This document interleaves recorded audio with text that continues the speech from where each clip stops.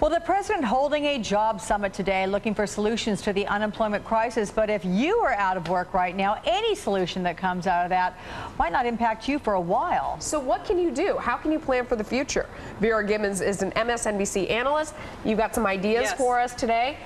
Don't wait for the jobs to return, for starters. I mean, we've lost 7 million jobs since the start of the recession a couple of years ago.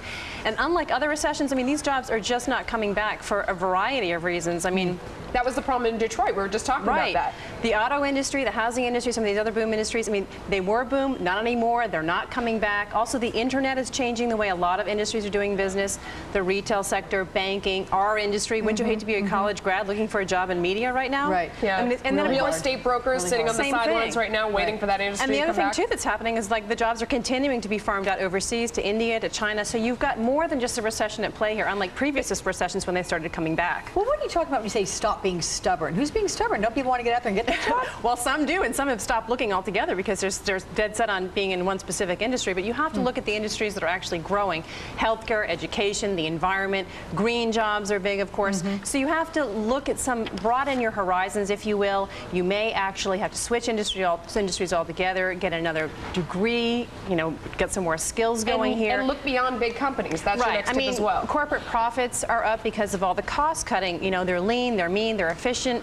They're getting more out of their existing workers. That's why productivity levels are high. They're not going back. They like operating like this. So you've got to look to lesser companies, see if you can get some part-time work, some freelance work, some projects going at these lesser companies just to get your foot in the door. So when they are starting to hire again, eventually, you'll at least be on their radar. And you mentioned looking for part-time work. That's one thing. I know a lot of people putting 2 part-time jobs together. A lot of people are doing that too, and a lot of people are actually starting their companies as well. Assuming you can get the financing, it's a good time to do it. I mean, look at all the companies that were started in a recession.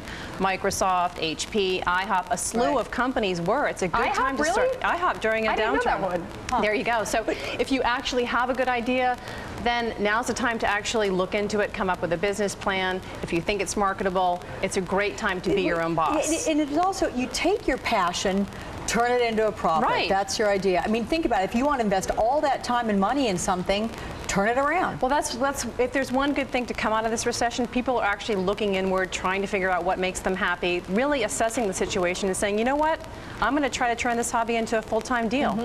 And they're doing it. That's a very scary thing to do right now. It's also hard to find financing. The financing is the issue, as JJ just alluded to when she was on previously. I mean, some people are looking to friends, family, credit unions. They're having better luck there than they are at the banks, peer-to-peer lending. So that's the big hurdle in all of this, but it is a great time to be an entrepreneur, and people are doing it because they've lost their jobs and they're actually thinking, you know what, now's the time to go for something that I've wanted to do for some time.